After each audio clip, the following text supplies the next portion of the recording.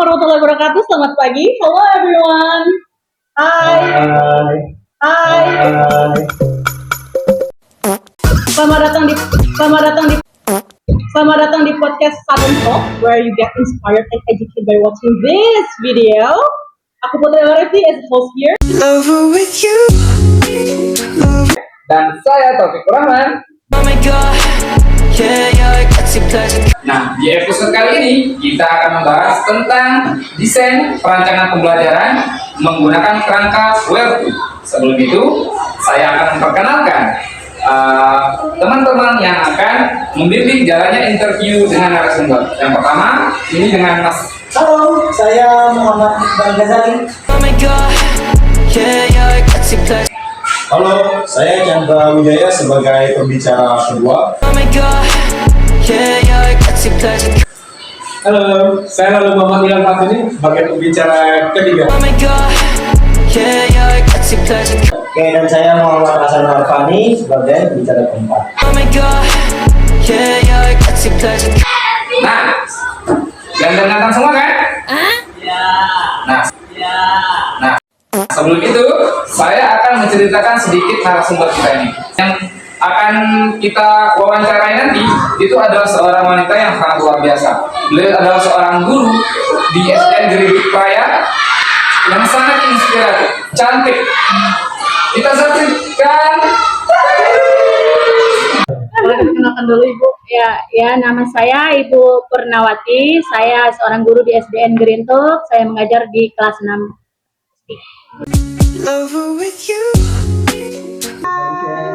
Bersama kami dan dua teman yang akan membimbing jalannya interview dengan narasumber. Ya, langsung saja. Chandra, bisa dimulai pertanyaannya. Baik, terima kasih Putri sebagai host pertama. Jadi di sini we-nya adalah where to, berarti where is the going and why, yaitu tujuan pembelajaran dan alasannya. Menurut Ibu sendiri, bagaimana seseorang pendidik tujuannya pembelajaran yang jelas? Itu seperti apa? Apakah ada kriteria khusus untuk membuat tujuan pembelajaran yang jelas? Karena tujuan pembelajaran itu adalah poin inti dalam pembuatan rancangan pembelajaran. Jadi tujuan pembelajaran itu sangat penting. Terus untuk membuat tujuan pembelajaran itu emang ada hal-hal khusus yang harus kita perhatikan. Harus sesuai dengan materi yang akan kita ajarkan, supaya pas pembelajaran berlangsung sampai selesai dari dari rancangan awal sampai evaluasinya, kita bisa mendapatkan hasil yang sesuai dengan tujuan pembelajaran tersebut. Jadi materinya sesuai dengan tujuan pembelajaran, anak-anak bisa bisa mendapatkan tujuan pembelajaran yang mereka inginkan. Jadi mereka akan mengerti dengan materi itu. Jadi tujuan pembelajarannya bagi saya itu adalah hal yang sangat penting. Karena itu adalah poin yang sangat penting.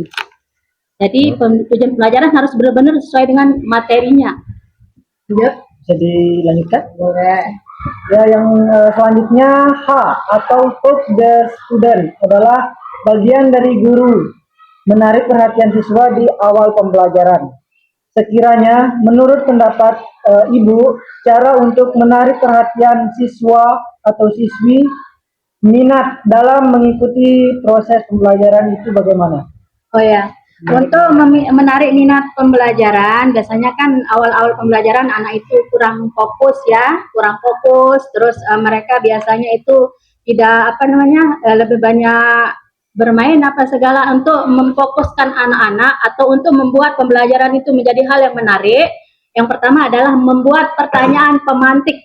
Pertanyaan pemantik yang sesuai dengan kehidupan mereka sehari-hari. Pertanyaan pemantik itu tidak mesti tentang hal materi pada hari itu. Bisa saja mungkin pengalamannya pas dia jalan dari rumah ke sekolah, atau sarapannya, atau kegiatannya apa yang mereka lakukan pas nyampe sekolah, bisa seperti itu. Itu untuk memfokuskan dulu perhatiannya mereka, baru bisa kita melanjutkan ke pembelajaran. Sesuai dengan latar budaya mereka. Iya, betul. Culture. Kebiasaan. Baik, selanjutnya kemudian di sini I adalah explore. Quick experience, di mana siswa aktif mengeksplorasi materi melalui diskusi, eksperimen ataupun proyek. Kegiatan belajar apa yang dapat diberikan kepada siswa sehingga siswa bisa mengembangkan dan memperdalam pemahaman mereka dalam mengeksplorasi ide atau gagasan besar mereka nantinya. Oh, ini berkaitan dengan proyek ya. Yes. Ya, jadi kalau kita membuat proyek itu, kita kita harus mengenal dulu watak dari setiap siswa kita dan apa latarnya mereka itu. Jadi kalau kita memberikan sebuah proyek, mereka harus kuasai proyek itu dan harus berkaitan dengan latar keluarganya juga. Misalnya proyek tidak hanya berlangsung di sekolah saja kan, bisa saja mereka bawa ke rumahnya kan. Jadi semua apapun yang menunjang dengan kegiatan proyek itu harus mereka dapatkan secara mudah, entah itu di lingkungan sekolah maupun di lingkungan rumahnya. Jadi proyek itu bisa berhasil dan bisa menghasilkan sesuatu yang baik. Jadi dukungan dari orang tua dan dukungan dari sekolah atau gurunya. Jadi proyeknya misalkan sekarang kayak contohnya ya, saya contohkan ya. Eco Brick kemarin yang itu kan sebuah proyek ya. Jadi saya juga pernah dulu bikin Eco Brick ini. Jadi saya mengambil Eco Brick. Kenapa saya ambil Eco Brick? Karena di sini adalah lingkungan pemulung. Pemulung di sini. Jadi banyak sekali barang-barang bekas di sini yang bisa dimanfaatkan. Salah satunya adalah botol bekasnya kan. Jadi kita bikin proyek yang berkaitan dengan lingkungannya mereka. Dan mungkin kan kita suruh mereka bikin stiker rotan, sementara rotannya sulit sekali mereka dapatkan. Jadi kita sesuaikan dengan lingkungannya. Terima kasih Mas Chandra, Mas Iqbal, Ibu. Sekarang lanjut ke pembahasan kedua yang membahas sisa kerangka Where2 dengan Mas Tony sama Mas Arpan. Silakan. Ya, terima kasih kepada saudara saya, Taufik ya, sebagai host. Kita lanjut ke poin ke R dan E ya, terkait dengan rating atau revisit ataupun revise, yaitu memberi kesempatan siswa untuk merefleksikan dan memperbaiki hasil belajar mereka. Nah, bagi Ibu sebagai seorang pendidik nih, kenapa guru itu harus memberikan kesempatan kepada siswanya untuk memperefleksikan diri dan memperbaiki hasil belajarnya? Dan sekiranya cara yang tepat untuk melakukannya itu kayak gimana? Ya, merefleksikan hasil belajarnya ya. Jadi itu sangat penting ya, kita memberikan kesempatan kepada siswa untuk merefleksi diri dari hasil belajarnya. Itu memang sangat penting. Mungkin kalau dalam pembelajaran kita bilang remedial. Ya, remedial kan. Jadi apa yang akan dia pelajari hari ini akan direfleksikan kembali kan, atau mungkin ada sesuatu yang kurang dipahami, kurang dimengerti sama dia, maka kita akan menjelaskan secara ulang. Itulah kan fungsinya guru, itu harus mengulang dan mengulang. Tidak puas dengan tidak puas dengan satu jawaban, harus diulang sampai mereka anak-anak tersebut benar-benar paham. Makanya kalau kita mengadakan PTK, penelitian tindakan kelas, kan ada step-stepnya, ada fase-fasenya itu kan sampai selesai. Jadi siklus-siklusnya seperti itulah, anak-anak juga kita berikan kesempatan untuk merefleksikan diri supaya dia bisa benar-benar memahami dari materi atau apa yang diberikan oleh gurunya tersebut.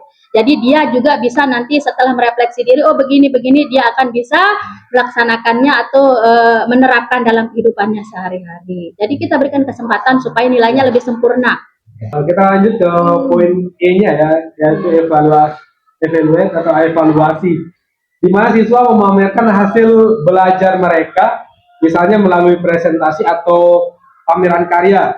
Selain itu, siswa juga melakukan evaluasi diri untuk mengetahui kekuatan dan area yang perlu diperbaiki. Lalu pertanyaan saya kepada Ibu, bagaimana caranya peserta didik ini dibimbing dalam penilaian diri atau mengevaluasi diri dan serta penyesuaiannya? Oh ya, gini ya.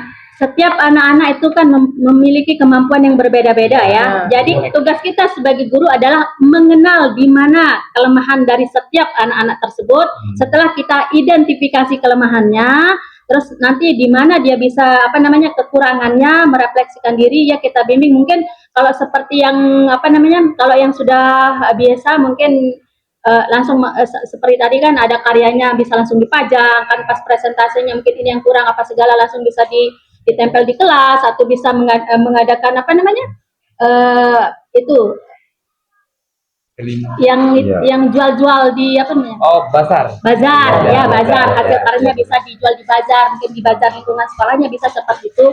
Nah, untuk yang kurang, yang ini yang kurang kan merefleksikan untuk yang kurang itu bisa kita memberikan bimbingan di luar jam sekolah. Misalkan bisa nanti kita setelah keluar main, jam mengajar kan tidak mengganggu jam mengajarnya. Jadi belajarnya jadi bisa pas keluar main, bisa juga nanti pas sudah teman-temannya pulang kita bisa tambahkan di sana kan ada di sana ada waktu untuk numerasinya. Ya. Jadi waktu numerasi bisa kita gunakan untuk membimbing anak-anak yang masih kurang dalam pembelajarannya tersebut. Yang selanjutnya ya, kita lagi ke poin T adalah tailor to student, yaitu menyesuaikan pembelajaran dengan kebutuhan dan gaya belajar siswa. Iya. Guru memberikan variasi metode agar semua siswa dapat belajar secara optimal. Pertanyaannya, lalu bagaimana mengakomodasi berbagai kebutuhan perkembangan, gaya belajar, pengetahuan sebelumnya, dan minat serta didik pidana sambil tetap menjaga arah pembelajaran pada tujuan awalnya. Ya, yang ini balik lagi yang tadi ya mengidentifikasi kemampuan setiap anak. Ya kan ini kan makanya yang apa namanya ini wawancaranya tadi apa? Where to ini berkaitan dengan perancangan pembelajaran ya untuk tujuan pembelajarannya, langkah pembelajarannya sampai apa namanya evaluasinya. Terus ini kan apa namanya? Nanti pertamanya itu kita identifikasi dulu kemampuan anak itu kan setiap anak kan berbeda-beda nih.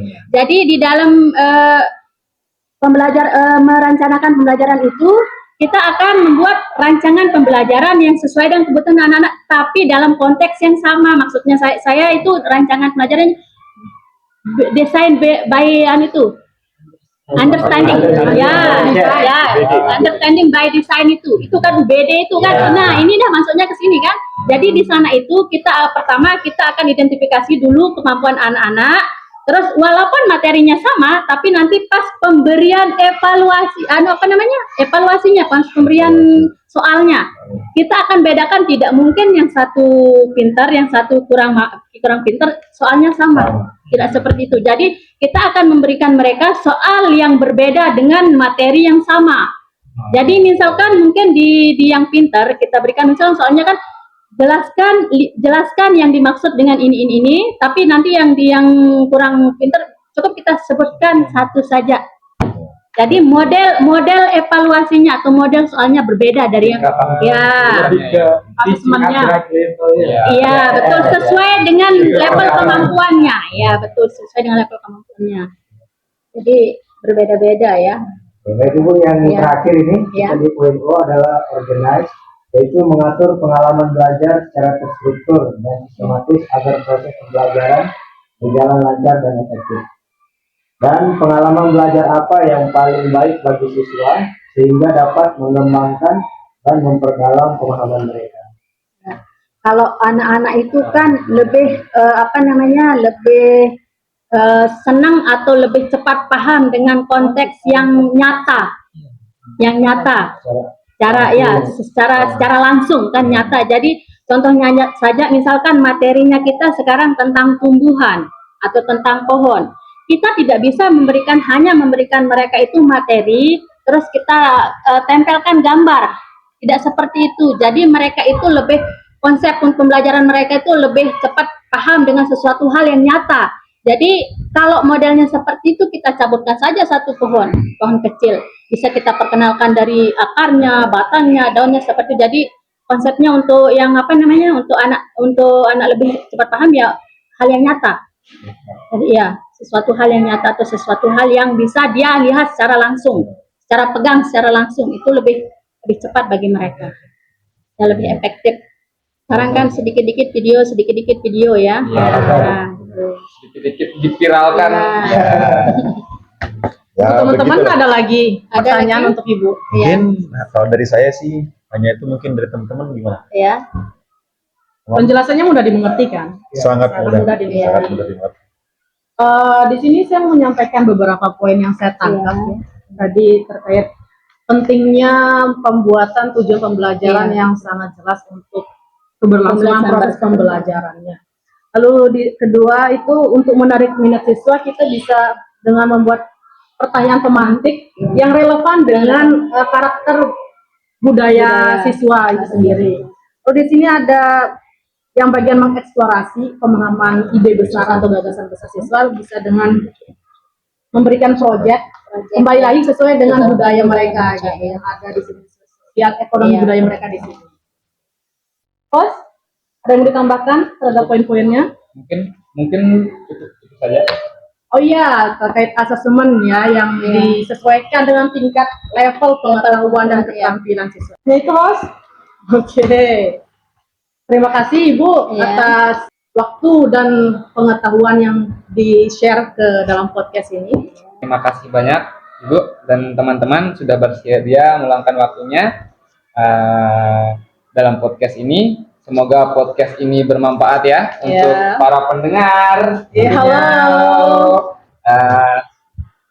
Yang ingin mengembangkan desain pembelajaran mereka, jangan lupa follow podcast Student Talk where you can get inspired and educate by watching this video. Dan bagikan ke teman-teman kalian.